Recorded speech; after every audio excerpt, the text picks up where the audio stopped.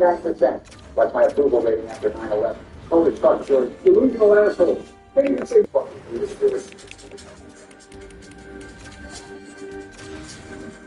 There. Thanks, Derek. It's cool. Just hurry up and smoke this. What a coincidence, because I came across a great device that said owned by Dick Cheney, and boy, was they being screwed. So you love this. This whole game has been bullshit. Johnny, get out of the channel. You know the rules. It's not fair. The Bears have my internet tapped and it's giving me major lag spikes across the board. You fuckers should have known something. Motherfucker finally hooked me. Right as the gate's open too. Not luck. And of course it's in the motherfucking basement. Yeah, fuck that. You can get it. We can do this together. You're not going to start spouting out shit about the street power and censorship and Barry. Nauseating. Oh God, just let me fucking die if you guys. No, screw that, man. I just don't want this foreign sweat stain to get a single kill from me. That is. Yeah, fine. Shit, Joe, you should have let me pull him off. I'm running to make it. Even the moment Barry, my bad. Let's get topside and heal him before he gets back. This is it. This is where he catches us all and we die. Not if we all just body block it one at a time. He's cracking up with something. Got it. If you actually start using Western power, he'll catch up to us in no time. He'll start losing some shit. Oh man, he's gonna be so fucking pissed. I fucking love it. No cap, this is the fucking best. Shit, the orange bitch caught up to me. Keep going, guys. No child left behind, remember? We're not gonna lose these guys. George, don't mention kids around us. Just gotta be an asshole. Don't Barry. Billy, the infection is gonna expose you, so you should just get out. No arguments here. Alright, Jim, George and I got this. Make your way out. Yep, I'm gone. Hey, he tagged me. George, you got my back? Yeah, I got it. I got out. Shit, this is a straight shot. If the M2s, he'll have us. Let's hope the feds are really ragging him up then. Come on, George, almost there. Shit, he's winding up. Duck and weave, bitches. Ah, it ain't hit the wall. That was brilliant. That was great, boys. Heads up, he's coming in and he's pissed. Good. You motherfuckers knew that wasn't fair. It was pretty fair. My lag was so high it was asking me for Funyuns and Mountain Dew. Sounds like a you problem, Lawrenceville. Maybe don't download shower porn if the golden's a prison while you're handing you more. It's the bullshit. Recount. Bryson, deal with it, John Cox. He takes the L if you want. Okay, guys, let's do another round. Who wants to rotate into kill? Yeah, I'll go kill. Careful, that Mr. Joe likes to play steady. Creepy dude who stalks children playing it.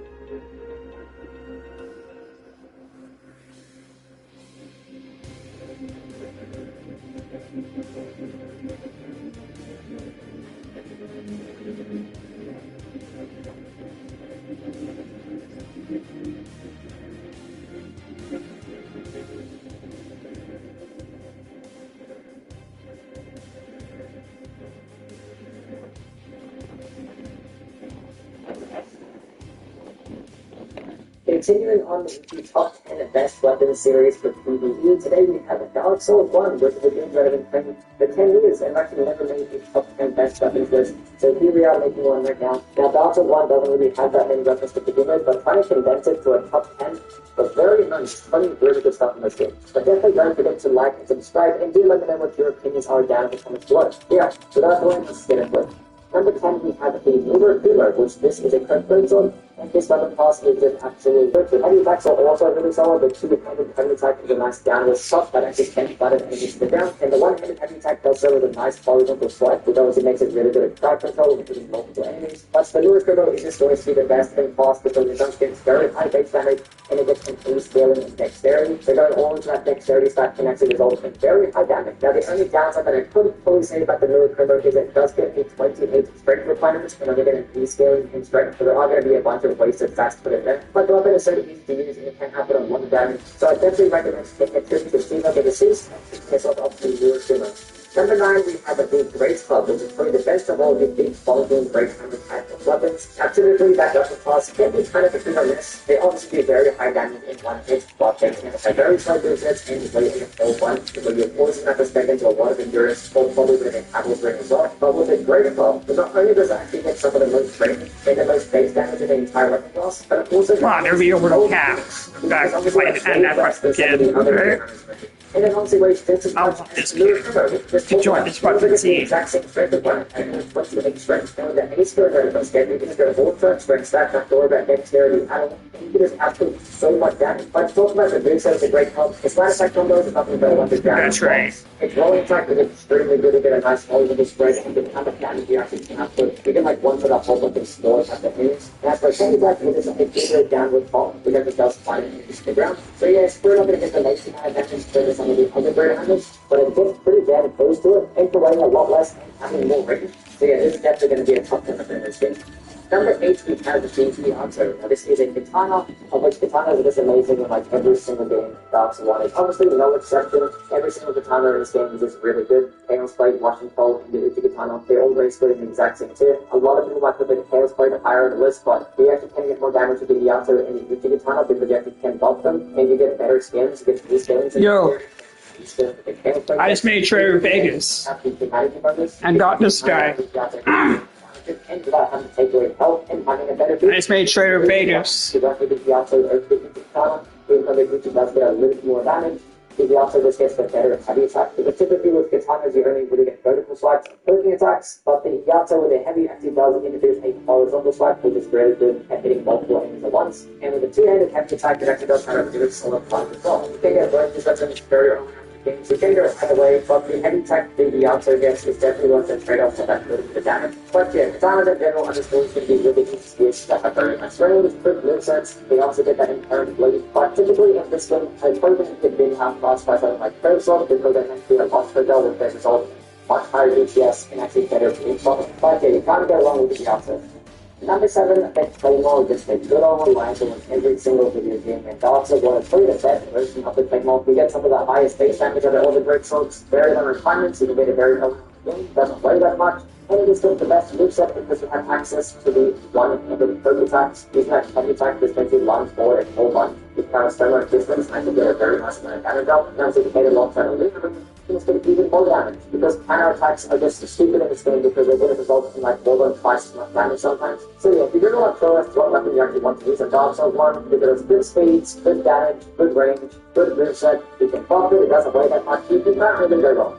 Number 6, we have the Ancient Guardian Sword, which this bad boy has the highest DPS in the entire game. It's a crimson, which they just have really fast light attack speeds, I mean like almost as fast as a dagger really. But they get like 10 times as much damage, and they all get passive bleed too. But the Ancient Guardian Sword is probably going to be the best in cost. It was really good base damage. Oh damn, there's one extension yet. Shit. 40 dex, which is going to outcost all the other cursors in terms of damage. Even if you actually want to pair with an elemental infusion, having its potential infuse will actually give you a skill in hundreds. And the Ancient Guardian Sword also does what it needs. Heavy attack as well, some cool little like pirouettes, spinning attacks, actually can be combated with regular line attacks. Which can be pretty cool, but I recommend you spending one the entire time. Now, the way I'm talking about it might seem like it should be like top 3, but the reason why it's going to get a bit lower on the top 10 list, it has a very short range. Like the range is very similar to a dagger really. So the range like a really big into you can see missing a whole bunch of attacks. It can be very possible. I recommend picking up a Faustin instead. Obviously, it's not going to get as much damage and it does play a little bit more, but an extra range that you do in the Faustin might make it a single less frustrating. And also the Ancient Guardian Sword has a very stupidly low trap rate, 2% of the Ancient Guardian and kind of longer. So it's not like it's the easiest thing to apply. So I have the same curves out with their slide. Fuck yes, let's go.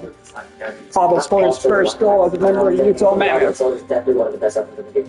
Number 5, we have the big gargoyles, halberds. Now, halberds are like the best weapon class in the entire game. You can't go wrong with any single halberd. You can honestly put every single halberd on this top 10 list and call it a day. But for the sake of actually having a little bit of variety on this list, we're not going to do that. But yeah, oh my god, Clayton, what the fuck's wrong with you, bro? All of these are like basically just as good. But the reason I'm going to pick the gargoyles halberd above all of those other ones is that you can just get the most amount of damage. It has an incredible base damage. The fact that it actually can be infused, but you definitely want to commit to go like with an elemental infuse, so that it would be like lightning or fire infused, because the gargoyles have themselves get some pretty poor skills. So going into one of these elemental infusions is proven to be best because it just results in such high amounts of damage. Columns are just incredibly good, especially when you hit with that sweet spot damage, then it's performed really well. Now the Lucerne actually might out damage the gargoyles happen if you take into account that thrusting damage that it does get, but the reason why I get it for the gargoyles is because it just gets the better booster, especially with those heavy attacks, which proving the best part about it. The spin to win, you can't go wrong with the double spin to win. It's probably not going to be the best thing in terms of boss DPS, but when you get surrounded by a bunch of enemies, which can happen going forward with the Katana due to the fact that they're doing slapping damage, and it's really good. The Pendulum has more range on its faster movesets, but the Polar Side Sword is an exception because its heavy attacks are just nothing but pokes. Every single one. The whole heavy attack is a poke. They're one-handed, two-handed hits, four pokes, and they have an amazing range and do a lot of damage to this bad boy. This gets a very good dexterity-based skill.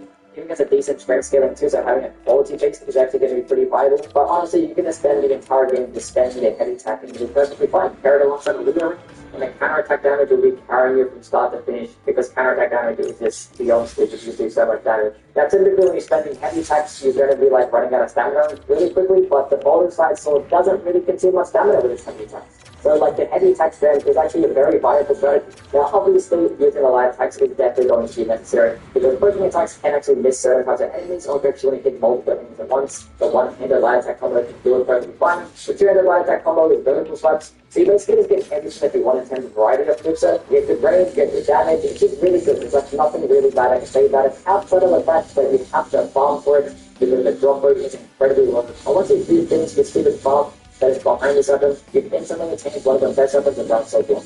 Number 3, we have the Black Knight weapon. I'm just going to pop out and put all of them on the list because you can easily put every single one of these in the top 10, but for the sake of having variety on the list and just mentioning different weapons, we're going to put all of these together. Now the reason why all the Black Knight weapons are just really good because they get very high base damage, they can be upgraded with Twinkling, Side Knight, which is probably like easier to come by in some cases. They all get 20% bonus damage to demons. All of these actually get very good stagger potential, and most of these weapons actually get more stagger damage than some of the other weapons in their own class. And they all actually get very unique heavy attacks too. Some for the better and some for worse. Something like the Black Knight Great Axe actually gets a very good heavy attack compared to the other types of Great Axes, but something like the Black Knight Alpha, the heavy attack is just kind of be like shit compared to some of the other heavy attacks. Now a lot of people are afraid of putting like injury bud is real. But they still have their own downsides. One, they tend to have pretty poor skillings. None of them really get like an A scaling in a particular stat, and then something like the Black Knight Habit and the Black Knight Sword and get C or D skillings. Combined with the fact that you actually can't pop any of these skillings, the damage potential is definitely limited. Once you get to like later in the game, where definitely big and tough, you're going to notice very severe damage fall. And another thing about these weapons, they actually tend to weigh a lot more than some other weapons in their own class and actually have higher requirements. But it's not that big of a deal, especially with the fact that you're just doing amazing damage still, and it definitely is worth that stat investment. But potentially the worst thing about these weapons is that you have to get them on enemies that don't really respawn. You basically just gotta pray and hopefully you actually do get a drop and get lucky, otherwise it's gonna be screwed for like the majority of your playthrough until you get towards the end of the game.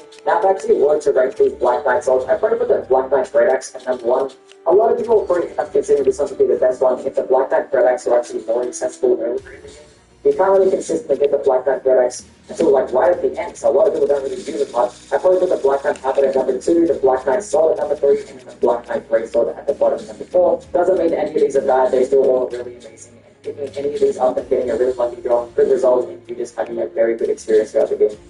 Number 2 is Riot Handle. Every single time that I go like a little bit without using this weapon, I always tend to think like, is it really that good? It is just a nostalgia part of my brain is thinking that it was actually as good as it was. And then you pick it up and use it again, and you realize, yes, it actually is that good. This thing is stupid. This thing gets some of the best range in the entire game. It's ridiculous damage, ridiculous stagger potential. This thing only weighs 10 units. Like, how are you only going to weigh 10 units and go that far and have that much stagger damage? Like, literally, this great sword of this thing that way more than this shit. You don't even get that higher level requirement, only 24 strength and 10 dexterity. You get a pretty decent quality skin. The light attacks can clear out an entire room so that have that much range and actually swing that far across. The heavy attacks can just take enemies to the ground. Your rolling attacks literally get pokes. There's obviously going to be thrusting damage, and the best thing about it, you literally get it right at the beginning. You did it at Firelink Shrine. So how are you going to pick this up right at the beginning? And it's going to be one of the best weapons in the entire game. How you can start the finish. And for me, it's always going to be one of those badass swords in the entire game. My first game was Dark Souls 1. I pick it up and start and think to myself, what the fuck did I get into? What the hell is this game? This weapon is fucking huge. But it was like nothing bad. Oh my god, Peyton! Why? Number 1, the Break Sight. Now, obviously, next this in one of my previous videos talking about how the best weapon in Dark Souls 1, and people had the audacity to tell me I was wrong and that the Black Knight Albert was better. What? If you want to know why this is better than the Black Knight Habit, I can tell you. Like, if this is like 10 years ago before the Black Knight Habit, okay, fine. But not in this day and age, absolutely not. Starting off with the fact this thing has half the refinements, weighs half as much, you get a much better resistance against the blood with the heavy and the rushing attack, you get much more damage because you actually can infuse and buff this weapon, and this thing actually gets decent scalings unlike the Black Knight Habit, so your damage and your DPS can be way higher than this thing. You also get Blade, which you get certain hunter enemies in this might result in even more damage. It also consumes way less stamina too, and you're actually guaranteed to grab this thing right at the beginning. You can go straight to the catacombs, pick it up with a fault, you don't have to worry about good RNG or random drops, you don't need much strength, dexterity, or endurance at all. You can just pick it up, you have amazing range, get amazing damage, you're just going to be perfectly fine. The only thing that Black Knight Habit actually does do better than the Great Side, because it actually does do better stagger damage, so it actually can stagger enemies a little bit better. And obviously when you're fighting demons, the Black Knight Habit will bring you end up out-damaging them as well. But in almost every single other instance, the Great Side is just going to be amazing. The light attack combos, it is nothing but quick downward swipes, or just it's going to be a bunch of vertical chops, but they're actually really good. Your DPS is really good. And if you actually do want to horizontal swipes, that's when you actually can use the heavy attack or the running attack, because both of them are just very quick running attacks that can hit multiple enemies at once, and actually can do some very nice damage. The fact that you can actually get this much range and this much damage for a weapon that only uses 14 strength exterior refinements, it only weighs 5 units. If there's straight swords in the game that weigh this much as this. So yes, the Great Side is going to be the best weapon in Dark Souls 1. Anyway, that is the list. This weapon will kill humans only down in the comments below. And definitely do like and subscribe.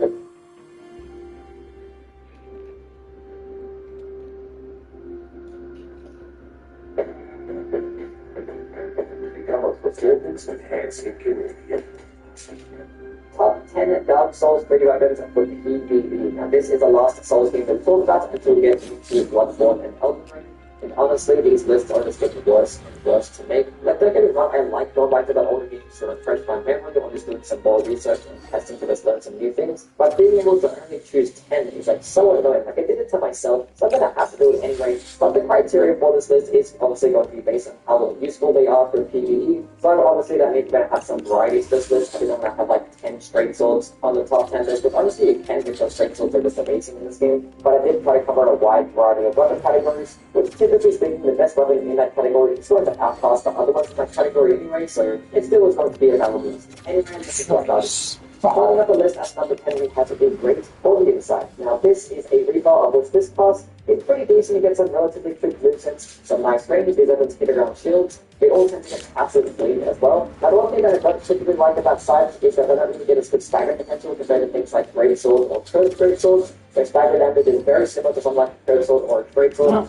He's out for the rest of the year. Shit. Well, stamina, yeah, and it does have higher DPS in general. But obviously the weapons still have their uses and their own specific skills that actually make them pretty good. Now with the great folding sight in particular, this one is close on 2% in cost, because it does have that late breaking out of all the sights, and it also gets a lot of damage because its scalings are just amazing. You get like S scalings all across the board. This is like barely non-existent blood loss put up to yourself. I've used this up a whole bunch and like not a single time have I ever completed upon myself. Killer, please do not get fucking hurt anymore. The deep blood's great, but I swear to God. The blood vibrant to counteract that blood loss put up. But another thing that's what makes something really good is going to be its weapon skill on next slide. For only 13 XP, you get a pretty decent horizontal sight, predicting multiple enemies at once. Actually does get some more range compared to your regular light attack combos. And this thing actually just goes through shields even more than like the regular light attacks do themselves. The regular light attacks bypass the shield and do 40% damage. With the weapon up, it actually does 80% damage for a shield, and it also gets some pretty decent high armor as well. So yes, the great holding sight is a very solid weapon overall, but has very little downsides. Number 9, we have the range knight and great swords, which honestly all of the range knight weapons are extremely good. The straight sword is probably going to be mainly for PvP, but as for being straight sword, is it going to be a unique power centering type of ultra great sword? And its light attack combos aren't like a longer animation, but you do get a really nice run, really high stagger potential, really high damaging. It actually does get a good mix up of a variety of vertical swipes, horizontal swipes as well, so it's good for crowd control. And it also does get the highest amount of hyper in the entire game, like you can tank a whole bunch of attacks while using it for the light attack combo. Which the initial light attack combo is actually going to be a nice thrusting attack, with this can be paired alongside a Leer ring to just further improve damage. Now, arguably the best thing about something is probably going to be its weapon up.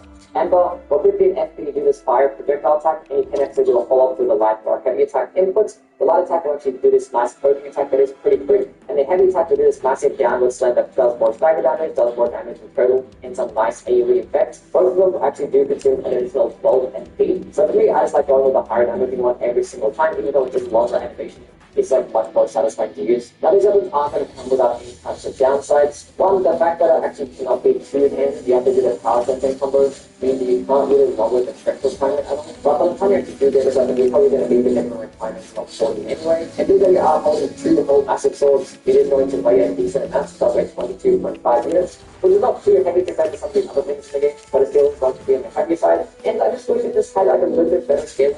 The damage is okay, but it's not just like to the highest damage in the entire game. I wish that the enemy skillings that we got in the faith and intelligence was a lot better, so you can actually further improve that fire damage, because that fire damage is kind of just like sitting there, but it still is going to be one of the most fun weapons in the entire game, and it still performs extremely well. Number 8, we have the Lockwood Knight's Greatsword, which this bad boy is probably going to be the best old greatsword in the entire game. It just gets the most amount of damage, which I'm going to have to talk about the bugs as well between all the greatsword. I didn't really know what happened when this thing actually got a resurgence of popularity, but obviously I was doing some more research and testing out, and a lot of people tend to still like this weapon, which I guess it is pretty valid because it does look really cool, but I thought people just like pass it away after its nerf that it received. Wasn't towards when the game actually came out, because that nerf was a pretty hefty blow to its base damage, and also to the point that like you can get way more damage with other types of ultra great swords for like much less weight and much better refinements. And most of the other ultra great swords get access to thrusting type damage as well, which I just prefer a lot more with its heavy attacks, so you can compare the ones that are weaker. If this game doesn't actually get thrusting damage with its focus attack, it's still not going to be a bad thing. It still gets some really nice damage. It actually does get the highest amount of attack drama alongside the range great sword. It actually kind of just does double down as a shield goes on, because it actually has some decent physical damage reduction when guarding. But I'm still going to go with a longer attack great sword and the best ultra great sword because the damage is just unrivaled. It also doesn't weigh very much for an ultra great sword, only at 16.5 units. Its requirements aren't that high also, and its ability to be infused makes it very versatile. And ironically, it actually gets a better dexterity scaling with a sharp infusion compared to its heavy infusion and strength scaling. Which the difference between the heavy and strength build isn't going to be that much of a difference, but it is pretty funny that it actually does get more damage with the sharp infusion. But even going with like a lightning-based infusion is still going to be really good because this doesn't force you to get maybe splits lightning damage, which the fact that you can infuse it in buff, it does make it very unique. The doubling down into that lightning infusion, or is done with a sharp infusion with lightning blade, it is further improve the lightning damage and it results in such high amounts of AR and really high damage.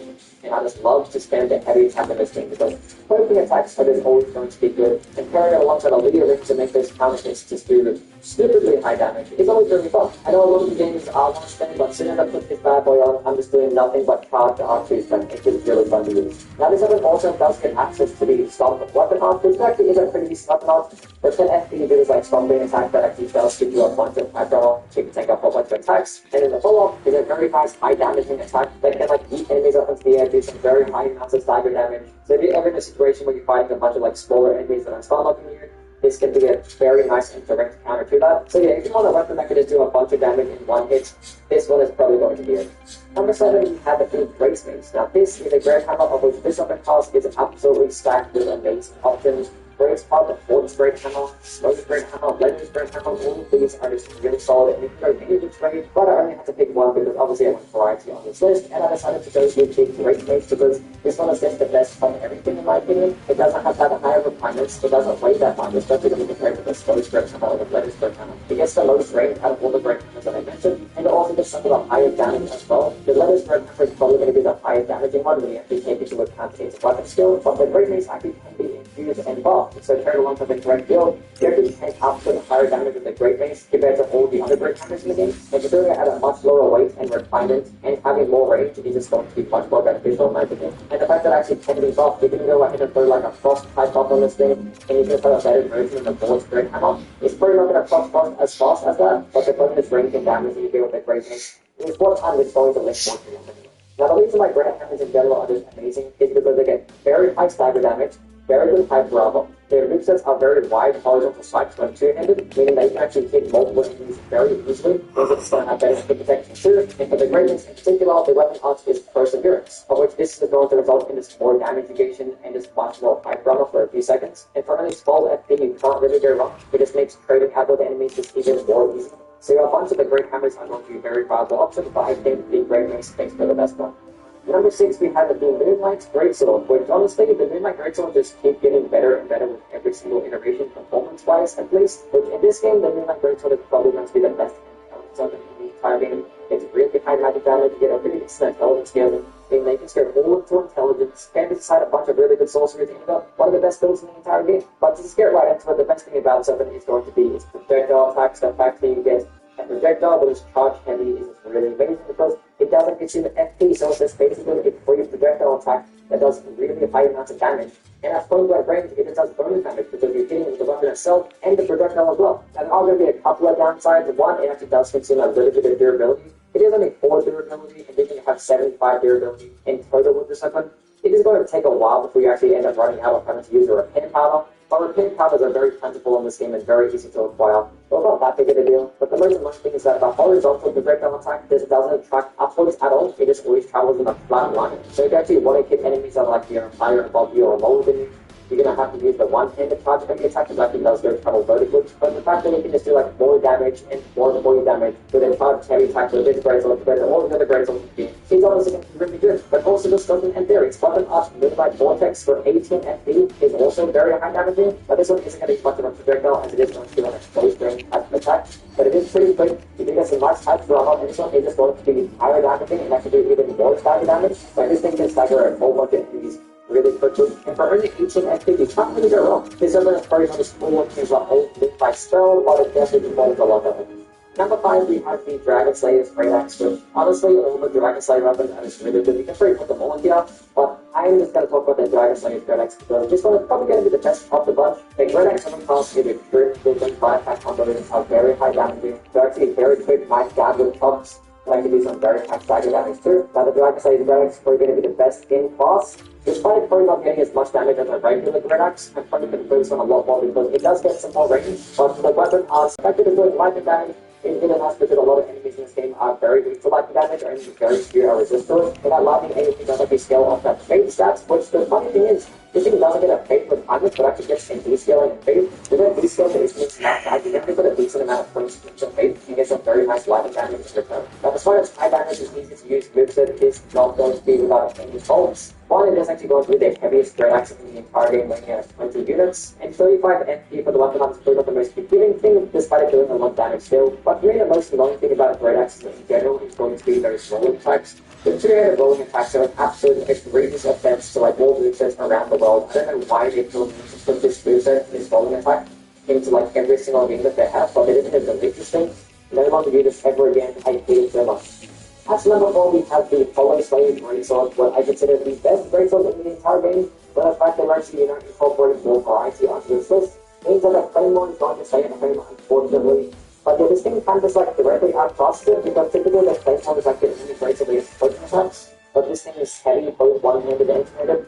Does get floating attacks, and it also gets the better line attack combo too, because it actually does get some nice variety in vertical and horizontal strikes. And the Claymore is probably still going to have its use because it actually can be infused and buffed compared to this one, so it actually does have some more variety and more versatility with other types of builds. But in terms of movesets and damage, I think this one is going to be second to none, even though the AR actually is going to be less than the Claymore. This thing gets the added benefits of just doing 20% more damage against hollow types of enemies, which, if you don't know what a hollow enemy is, that basically like everything in the entire game, like almost every enemy is going to take 20% more damage when using the weapon. And the fact that you're doing it with like the best moveset in the entire game, and greatswords in general are still actually really good because they're still quick, they do actually offer some nice stagger damage, and they also get some pretty decent high armor as well. And the weapon skill is going to be stance, which is not better known as Square Off in Elden Ring, but I don't know why Square Off is one of the greatswords in Elden Ring, but that's perfectly fine. We can talk about that later. But stance is going to be an amazing weapon up because it's really good at countering shields, and it does a large amount of damage and nice blocking attack, but only consuming 20 FP. Like this weapon is really good, there's nothing bad I can say about it. It's probably the best quality base weapon in the entire game.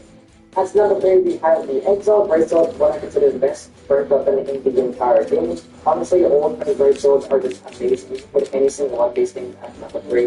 I'm going to go with the Exile Greatsword because it does the most amount of damage, and it looks really cool. But what makes Exile Greatsword so amazing is that their movesets are so fast, they have such high stagger damage, and they just output a lot of damage in general. That is really good. So the light attack combo is amazing, nice, solid little fight, but follow-up light attack comes out so incredibly quick that it just makes R1 standing just even better. The heavy attack is a very nice block, you take a few steps forward, that you can like close the distance pretty well. I'll So the attack is probably like one of the best fighters. It's so incredibly fast, and the fact that it is a horizontal type of goal, you actually can't hit multiple enemies at once. And Curve Red Sword also just gets spinning slash at the weapon skill, which this thing can stun lock smaller enemies extremely quickly, and for only 25 MP you can just output so much damage. So yeah, this is just such an amazing weapon. But yeah, the Exile's Red Sword I'm probably going to value the most due to it as having the best scalings. You get S scalings like all across the board, you get double E scalings and like Chaos and Dark Infusion. It's just really good. It doesn't have the least amount of range compared to the French Red Sword, but the damage is undeniable. Number 2, we have the Lockwood Knight Brave Sword. Now, Brave Swords are just the best weapon class you can entire game, and it just drops me in most every single one is just overpowered. The R1 standing potential is just through the roof, which is pretty funny because like Brave Swords have pros and cons variety of skill set. You get horizontal slaps, vertical slaps, and closing attacks. But yeah, there's one wow, that was a simple, easy fucking tray right there. The Lockwood Knight Brave Sword is going to be the best in class because it just gets the best scalings, you get S scalings like for everything all the time. You just get S scalings, so it can result in the highest amount of AR. And this thing also does get a 110 crit multiplier. So carrying this alongside current attack build or being backslash, this is going to result in even more damage. Now I have Boston's pick. Now I'm going to say I did Pittsburgh's pick too. Oh, don't worry, Pittsburgh, you are not done yet. Give me your fucking first round pick. And actually do get high bomber alongside of the type 2, so you're getting a high bomber that's very close and very insane. So the weapon is going to be a poke as well, making a finish one for the leader that is perfect trigger damage. But speaking of which, you get poking attacks with both the one-handed and two-handed attacking with a lot of time straight sword. So basically, as if it can make Claymore and straight sword and it's giving more critical damage, it basically all we have like this thing is just absolutely insane. Oh, let me don't find yourself Pittsburgh.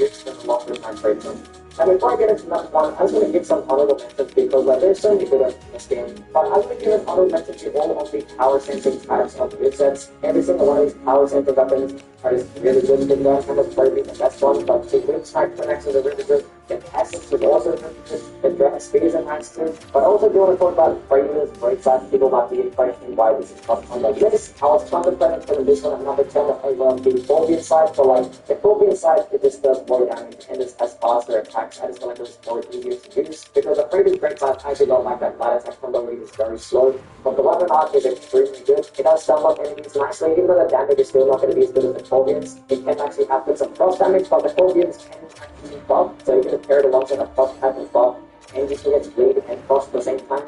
Whereas the Freighters doesn't get bleed also, so the only side that doesn't get it. But really the best thing about Freighters break side is that type of arms here, that nice melee cross attack, even though it is pretty slow. Actually can output some nice damage, stagger nicely, and actually hit multiple enemies at once. So this is an amazing weapon, but unfortunately for me, this had one too many downsides to make it to the top 10.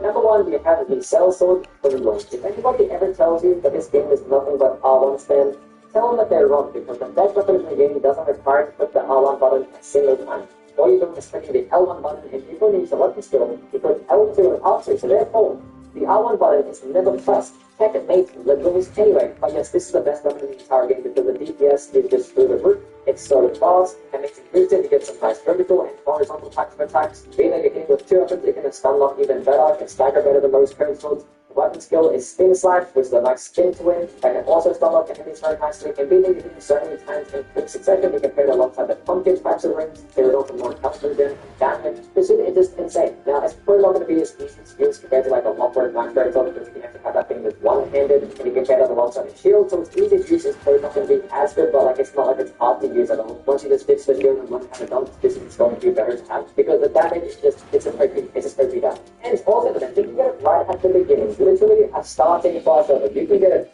as a starting boss. What? But that basically concludes the list. I believe favorite.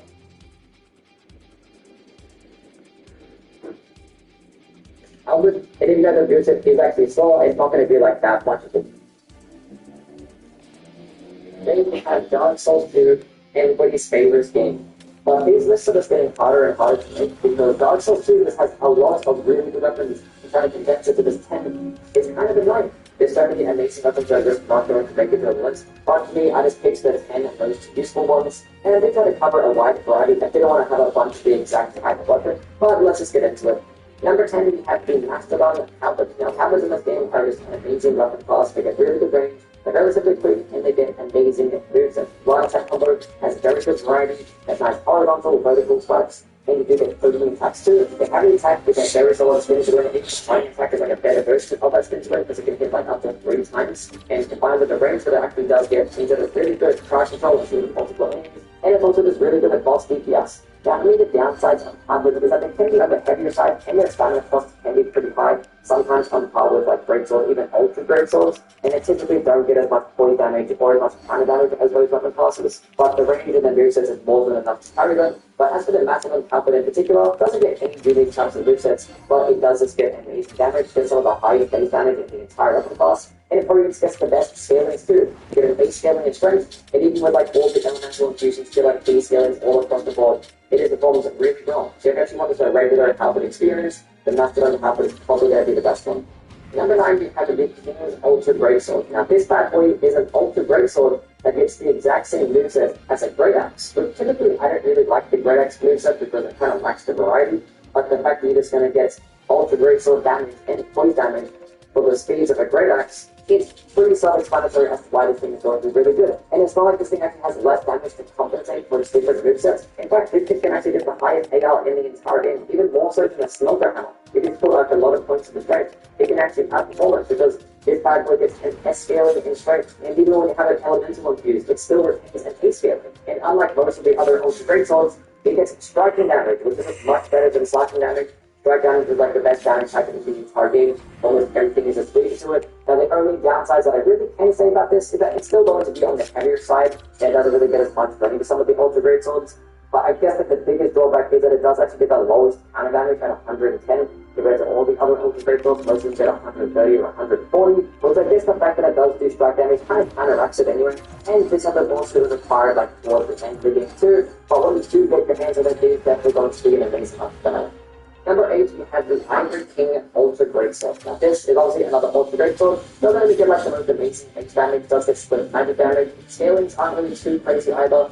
Gets very average counter damage for an Ultra Greatsword. But there's just going to be a bunch of difficult. Every single swing is basically like turning it into a lightsaber. It is like extend the range by twice as much with that cool projectile part. Now that projectile part isn't going to be doing as much damage as the regular weapon itself. But the fact you actually can just do nice damage at a long distance, that actually does stagger enemies, do some nice pulling damage too. And it even actually does proc status effects as well, so you actually can just go into a poison infusion, or even double down to a bleed infusion, because this thing also does get a passive bleed. And hitting with something at point-blank range is going to be bonus damage, because you're also hitting with that projectile part and the actual weapon itself. Now, there are going to be a couple of downsides to this weapon, and that's one, it is acquired like way later in the game, of the last DLC, of the last boss, and it actually does consume a lot of durability. Every single string will actually decrease durability by 10, and the fact that you have 200 durability means you're kind of going to have to stack up with a bunch of repair powders. I definitely recommend carrying it alongside the bracing and knuckle ring to decrease the durability cost by half. So actually might be very annoying for some people, but if you actually want to pass that or use it to counteract it, it actually can definitely be one of the more powerful weapons in the game. Number 7, we have the old Night Hammer. Now, Great Hammers in general, I'm not really too big of a fan of. They don't really have as much range, or it's kind of like a unique of a moveset compared to things like Ultra Greatswords, and they don't really get that high counter damage. But the things that actually do have bonus on them is that 1, it does striking damage, and 2, they actually get the highest poise damage in the entire game. So if you actually just want to shred through enemies' poise meter and stagger them really quickly, then Great Hammers might be your best option, of which I think the old Night Hammer is going to be one of the better ones, because it does get amazing base damage. It doesn't really weigh that much, and you get relatively low requirements for a Great Hammer. Only 30 strength is actually really good. That means you only really need to go to about 20 strength. There's two-handed, get a bunch of nice downward swipes. The pain-taking attack ability and heavy is really solid too. And also, the old Night Hammer actually does get the highest poise damage out of the whole bunch. Now, it's not going to perform as well as some of the other Great Hammers, like at 40 strength or 50 strength. But the thing is, the fact that it performs so well at lower levels of strength means that you can pretty put those points into your other stats, like your vigor, endurance, adaptability. Then you just get more survivability and enhances your neutral game, and you still get amazing damage. So it's probably not going to be like the best option at really high levels, but just going through regular new game, this thing is just going to be amazing. Another downside that the old Night Hammer actually does have is it's really low in durability. It only has 30 durability in total, which means that you're gonna have to stack up on repair powders or actually equip the frozen knuckle ring once again. You can actually just use this as a backup option just to kill bosses and have like a secondary option. Oh boy, let's fucking go.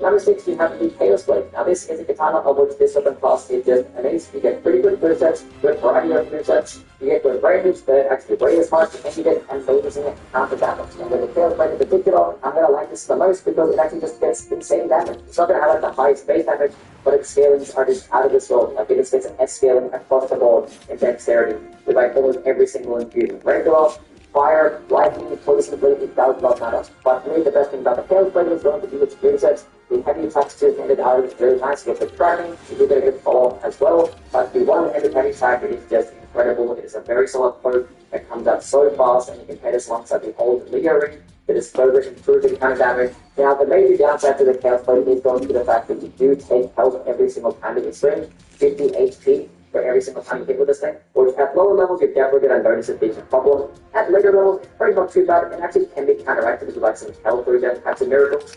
But if you are noticing that this thing is not good for you, you start like the health draining mechanics change, but it can be still the katana. It's not going to have as good as a moveset, nor actually get as much damage, but it can necessarily perfectly fine because katanas are just going to be really good in general. Number 5, we have the Sanctuary Sphere. This is an halberd, of which it just works like a regular halberd. You get the same movesets, you get average base damage, but it doesn't get scalings in any stat unless you have it infused.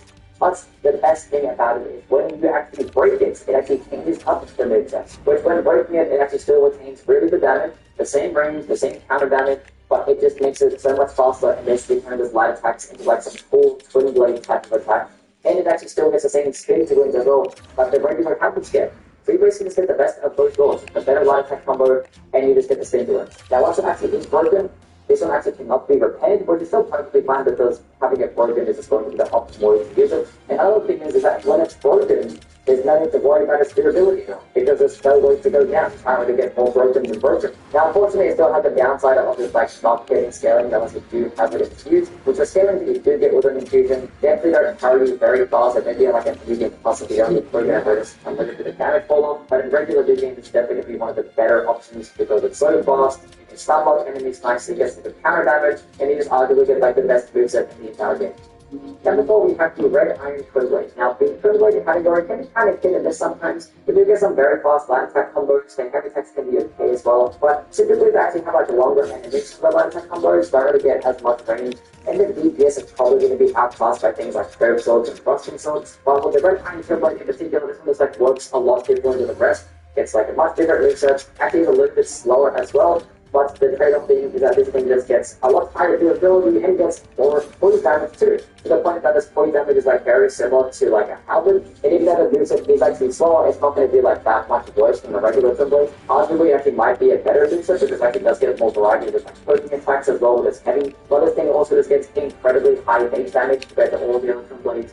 And it gets amazing scaling. You get A scaling and strength. Almost every elemental infusion, you just get a base scaling effect. It also still retains the same amount of counter damage as all the other twin blades. And pairing this alongside the starter ring, you can actually get almost just as much point damage as like an ultra great sword. And with how fast the thing actually does attack, you can like stun lock enemies for days and just break enemies' poison so fast. And obviously, it's like very flashy. Twin blades are just going to be really cool, one of the flashiest movesets out there, which I guess is more than enough reason to want to use it. And I think the Red Iron Twin Blade is just going to be the king of this.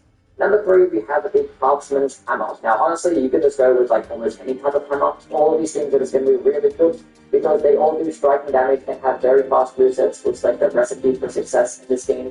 Once again, striking damage is like the best damage type because everything that wears armor is just weakening striking damage, and everything in the game is just Hungarian armor. So it just works. But this thing can actually just output this amazing DPS because it does get faster movesets. You can also get just as much DPS as like most great hammers in this game. And those things are just going to weigh a lot more, require more time investment, they cost a lot more stamina, so you get a lot of endurance, a lot of vitality, and these things can also just poison break honestly just as fast because they do get 30 point damage with every single swing, which is a lot more than most other things that swing this fast. Now the reason I'm going to pick the Craftsman Hammer over the rest is for a couple of reasons. One, it actually does get the highest base damage by a long shot, and it actually also does get the highest counter damage at 130. So with these two things put together, you can just output so much damage so quickly, and even this moveset isn't even too bad either. You get solid vertical swipes, horizontal swipes, get a nice big bonk attack with the heavy as well. It just performs really well. There's like nothing really bad that you can say about a hammer. Like, there's really good. Number 2, we have the Warped Sword. Now, this weapon is fucking insane. Now, it's a curved sword, which they're probably not going to be like the craziest weapon plus in the entire game. They have extremely fast line attack combos, but their variety of moveset, their lack of good counter damage, and their lack of body damage kind of makes them like outclassed by something like the Katana.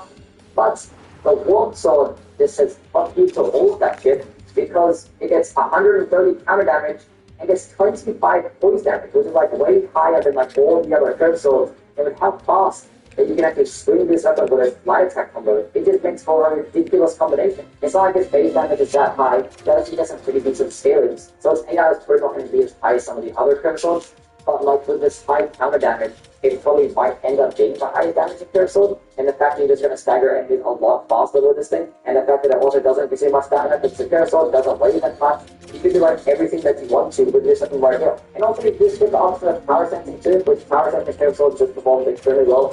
The Warp Sword in particular is probably just going to be one of the better ones to do it. So yeah, like this is just insane. It's easy to use, you can get it very early on, you can carry it from start to finish, amazing damage, amazing poise, you just can't go wrong.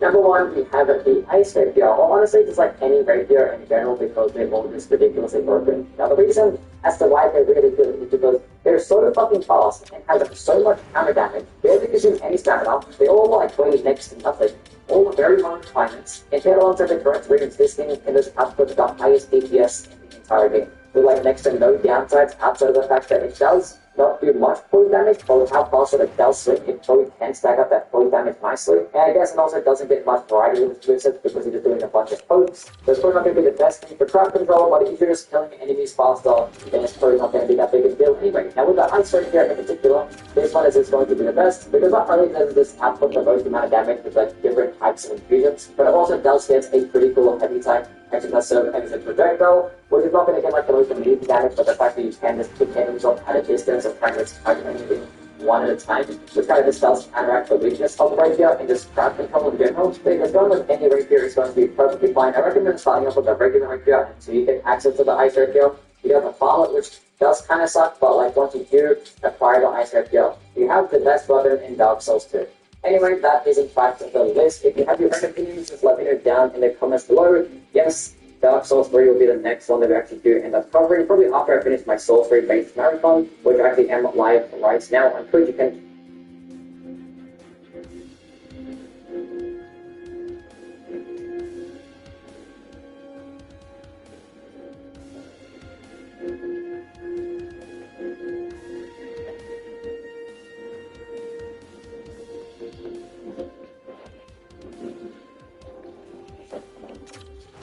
Guess who is a very happy camper? I said it earlier in today's show, but the best case scenario for me was a Vancouver Canucks regulation loss and a Montreal Canadiens win. That is exactly what we were greeted to as the Montreal Canadiens go out there and defeat Vancouver 6-3. And it's not good for the Vancouver Canucks. They have allowed 5 goals in each of their previous 4 games, which, if you're paying attention to it, that's not the right formula to win hockey games. Anyways, it's the same, right? Even though the Vancouver Canucks are, quote-unquote, rebuilding, they're making decisions that don't seem to align with that philosophy. Why is Steve Blumenthal a healthy scratch? Why is Peter Joseph playing? Why is Elias Pettersson getting sent down? Why are some of these vets still on the team? The messaging and the on-ice procedure of what Vancouver is doing is questionable at best. And the Montreal Canadiens ended up taking advantage full-time on their home.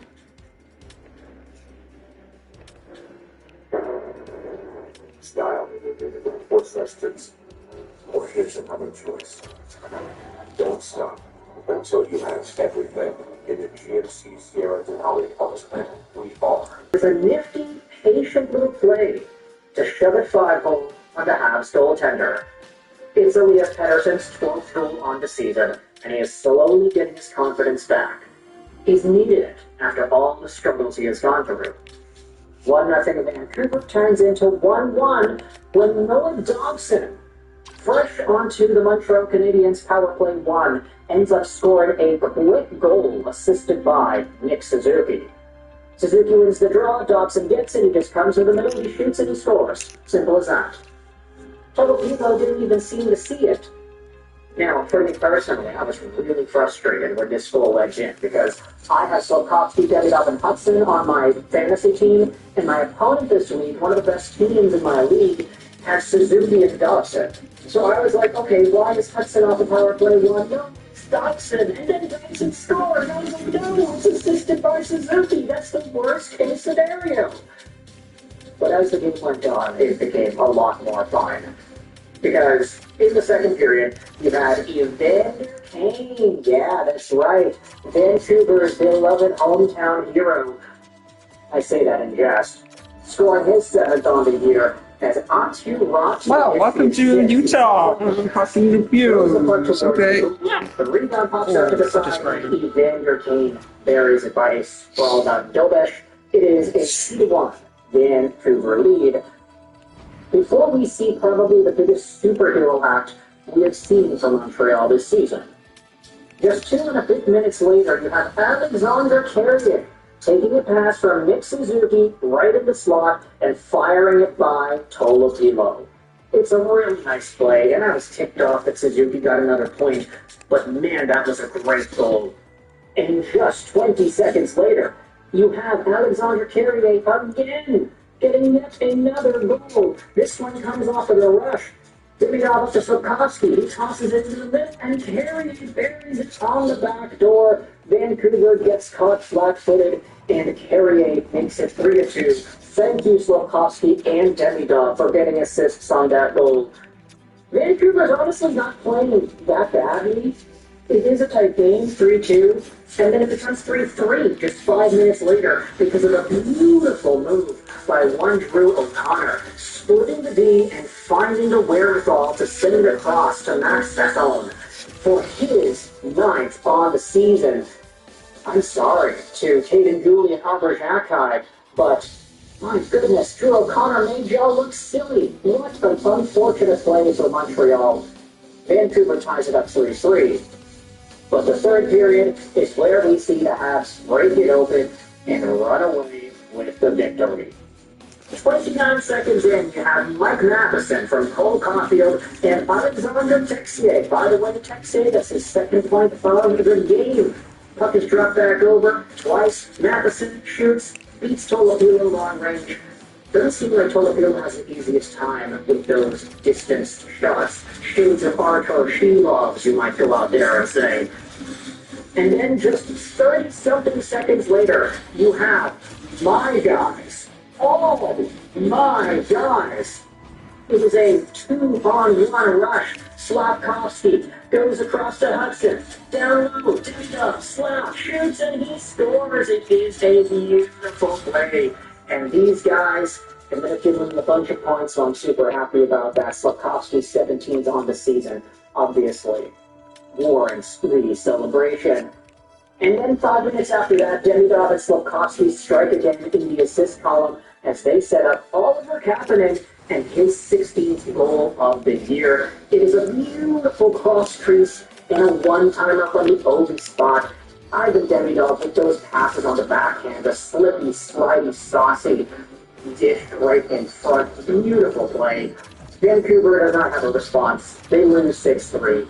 And the Montreal Canadiens keep on trucking.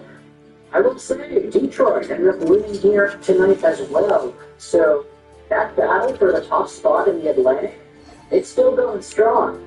Not to mention the Tampa Bay Lightning. All of these top Atlantic teams are still getting points and still getting dubs. So it's hitting super tight at the top.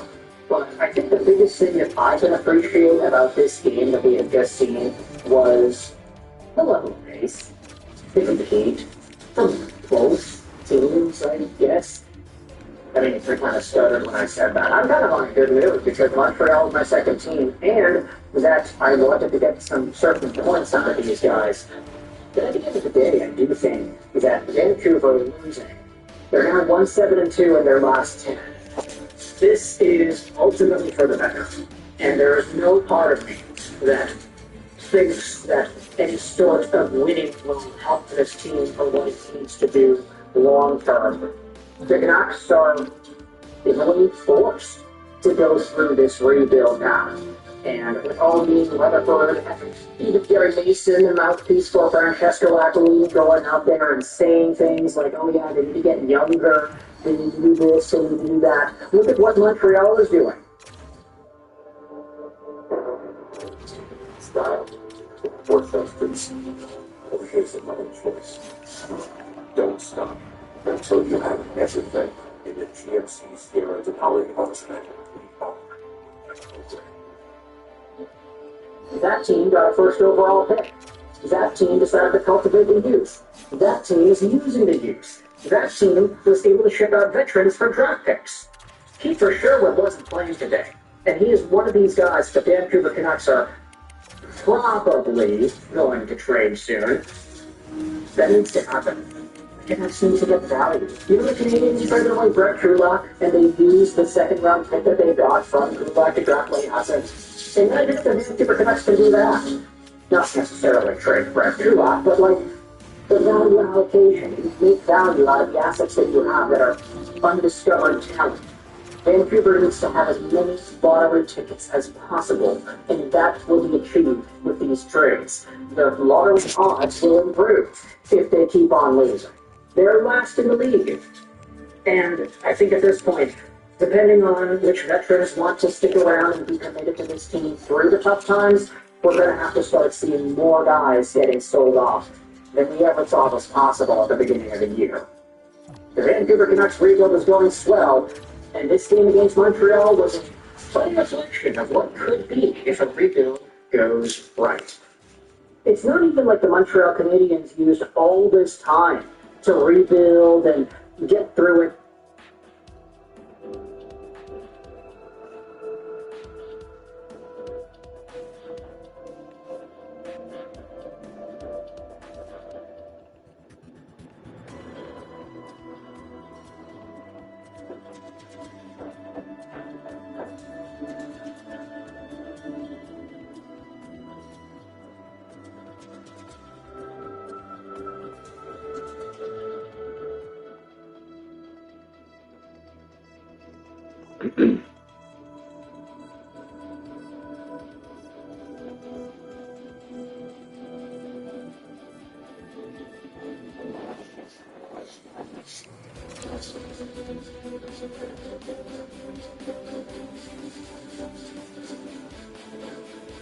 What is happening, Cowboys, and welcome to my review of Elden Ring. Now, big thanks to Bandai Namco for a free copy of the game. Just up front, this review is going to be relatively spoiler-free. Obviously, we're going to be talking about, like my opinions and quest designs and whatnot, but I'm not telling you about the story or what the zones are like or bosses or anything like that. That should be obvious. Anybody who does that knows review is garbage. But anyway, beyond that, a couple things up front. This review is mainly based on my experience with the PC version. I also started playing on PS5, but there's just so much to this game that it was hard to do both at the same time. So a little bit of experience on the PS5 version of the game, and a lot of experience on the PC version of the game. Just to be transparent, how much experience, I am currently at about 85 hours in the game. I have done everything I could find. I got the ending. I got almost every boss I could find. And the crazy thing is, there's still more. There's still places that I can physically see in the world that I don't know how to reach. And bosses whose names I've heard that I know are out there somewhere, but I don't know where they're at. And so to break it on down, like honestly, when it comes down to it, if somebody was like, what was the one thing that bosses Elden Ring to do, it would be there's one. Every time you think that you're about to be done with a zone or a dungeon or whatever the case is, there's one. Like, you think you're almost there, and then, oh no, hey, how about an extra zone? Or, okay, I never was that thought it was such a place to be in the game. I was like, all right, I'm almost there. This is it. I'm going to go to the place and do the thing. And then I was like, what if we slap a whole second zone in your face? I was like, wait, what? Oh, okay, I got that. And then I get through, and then be like, what if we added only 2 more zones to it? Okay, yeah, I got that. What if we had just a couple other zones in places that you've never been that you're gonna fuck out? Like, it just going, and it never stopped. And it's honestly, it is difficult to put into words the sheer scope of how much there is to do in this game. If you have been waiting for Big Souls, this is it. This is Big Souls. Now, in terms of Souls, I will say that this game is pretty much an evolution of Dark Souls 3. If you are expecting Sekiro or Bloodborne, you're not going to find it here. This is a very natural evolution of Dark Souls 3. Even, kind of animations, movement, all that stuff, it feels very, like if you had just played Dark Souls 3 and you jump to this, you're going to be right on. But, a lot of people have asked that, but how much Sekiro influence is there? Minimal, to be honest. So yeah, big Souls, Dark Souls 3 evolution, and honestly, an endless amount of content. So I got a couple of points here. Let's talk about combat for a little bit, because I have a lot of thoughts there. So combat in general is relatively used to up until now. Weapon combos have been reworked, so most weapons have either like 3 to 5 hit combo, depending like your large things, like your ultras, which are now called colossal weapons. Most of them have like a 3-hit chain. Your basic weapons usually have a 4-hit chain, and then your super fast weapons, I've seen some of them have like 5 or 6 hit chains. So it's not just, one attack to attack, which is was the case in previous Souls games. The weapon movesets have been updated a lot. So anybody that's like, oh, the same animation hurt, no, you're an idiot. It's not the same animation. It's literally a brand new. The amount of weapon variety is key. Oh my god, dude, there's so much. And I'm not going to spoil it, but there are some returning fan favorites you often find in the game. Some that I saw, which is just, oh, it's my baby, it's back. So, really awesome weapons. I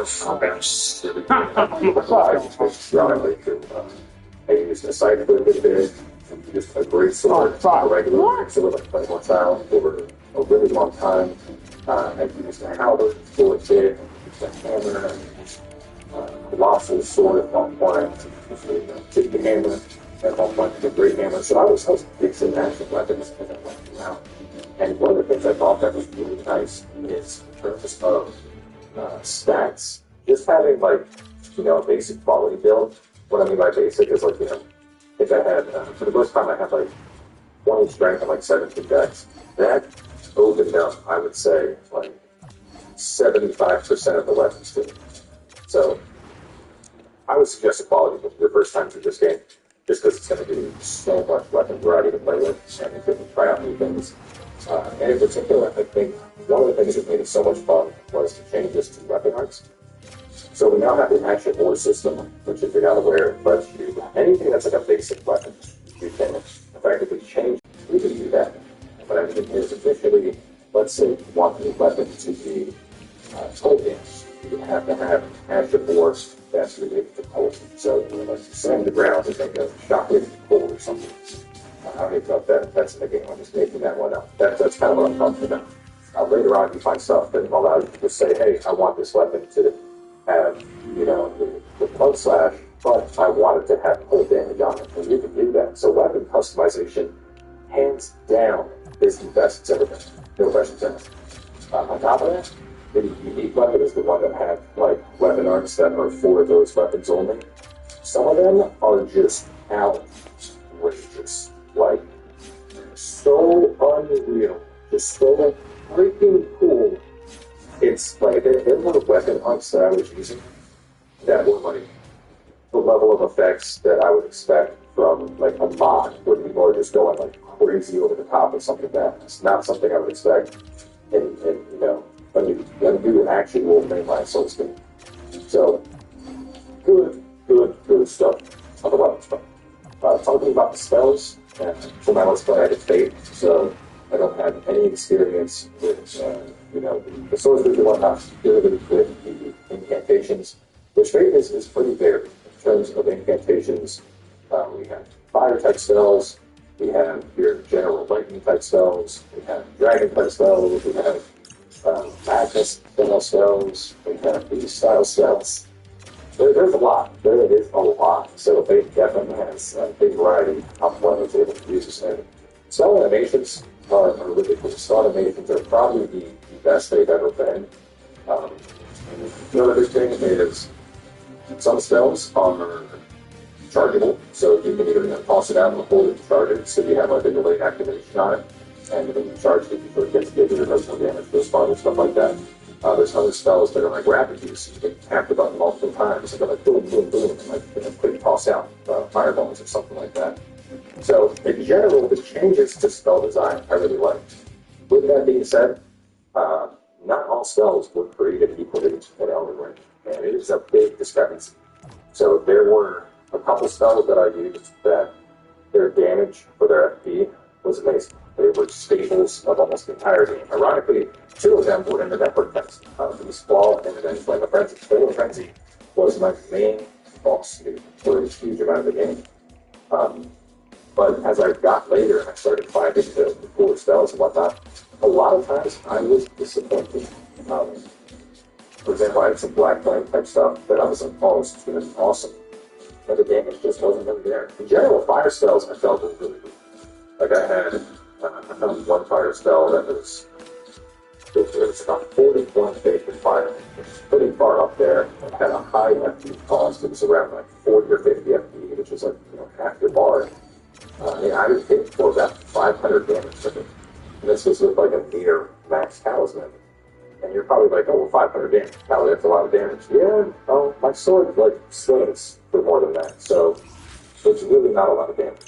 And it's something that I really hope that they take a look at spell damage, because there's like the spells, the animations on them are really, really nice and really crisp. But not all spells are great. And there are a lot of spells that I just simply didn't use because the damage wasn't excellent. On that note, another big problem with spells is there's 0 points. Late game, my guy was poised up. I was basically in almost heavy armor. And the spells, for the most part, unless you go really far back, you want to get it off. There were a few spells I found that had built-in points where, stuff was going to try to attack you. I still need to get it out. But for the most part, especially late game, the enemy would just walk up and slap you. And that wasn't like, a Black Knight type enemy, just like a basic enemy of a late game zone would slap you right out of your stealth and cast. And I think one of the problems with that is all of the catalysts, none of them have built-in skills. And in particular, I want to call attention to like Sunlight Talisman in Dark Sisters. It had a unique skill where you could basically cast with L2 instead of just doing a cast, but we do a poise-based cast. So it was I think it cost a little bit more, but basically it gave your character some poise so that you can take a hit to the face, but you were going to get out of your stuff. And there's nothing like that, at least that I found in 85 hours of playing. And the result is essentially mages can just get rushed down. Like if you're ever doing PvP and you're against a mage, just snap out. Just continually slap them and they're never going to get past them. So I definitely want to see the damage on spells normalized. There shouldn't be such a big discrepancy between certain spells. And I think there needs to be some form of poise, because it felt almost like your poise was largely from your weapon now, as opposed to your armor. I mean, there is a poise stat, but a lot of the times I would get poise breaks when I was playing the greatsword, and I was just at Colossal, I would constantly get poise breaks. Like, it didn't matter. If I was swinging, stuff wasn't hitting me. It didn't matter. But try to cast spells, interrupt me constantly, which results in a very, hiding in the background playing playstyle as a thing, which, it is what it is, but I don't necessarily like that. So I hope that is something that they decide to look at when it comes to kind of balancing the game. Jumping up from there, world design. World design was outrageously good. The zones have so much stuff to do. And those stuff that you can find, that's like you go on your map, like you start with over seeing your map, oh, okay, this is, the dragon song that's in there, cool, let's go inside. And even little things that aren't really on the map that you go over there, and it's like an NPC or, unique item, or something, so you just a ridiculous amount of stuff in the world that you can discover and experience, and dungeons and catacombs and world bosses. I've found bosses that would only appear at night. They're not just like the Night Riders, that were just like really cool night-based bosses. So some really, really cool world design there. The daylight cycle in particular, it changed things up at night. You see a lot more stuff. Like your typical undead type stuff would come out at night. But so minor differences in the animation you find in this zone, depending if it's night or day. Massive differences in how zones would look with the lighting and the fog rolling in the morning, stuff like that. Just the general ambience, like when you're just cruising around on torrent, running through the zone, like it feels good. It feels really good. And what I think is interesting is you can think something like Skyrim. Skyrim, I'm running. My horse has been addicted to it, and that is good. And as I played this, I was constantly popping out my horse and seeing stuff and wanting to go interact with it. And I think that's a really special thing. I'd almost say it's comparable, like when I was playing Ghost of Tsushima, and I was just, riding around on a horse, and I'd be like, oh, what is this? All the interaction. And it was a very similar feeling to that. Whereas, like, when I was playing Horizon, for example, Horizon, I was very objective focused. Like, I would see stuff, and I'd be like, going from A to B. I'm not getting distracted. A to B, that's it. Like, there wasn't a lot of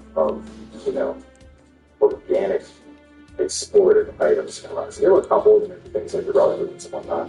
They're just points. For the most part, I feel like Horizon was very pulled off, and like, here's your stuff. And there's lots of stuff to do. But the organic approach to where you're just like wandering the world, discovering stuff, is really nice here. And it's something I like a lot. I'm going to touch on it briefly. Audio I felt was good. I actually thought it was a little bit better than usual. The boss music wasn't so blowing out my ears as much as it usually is. So they improved that.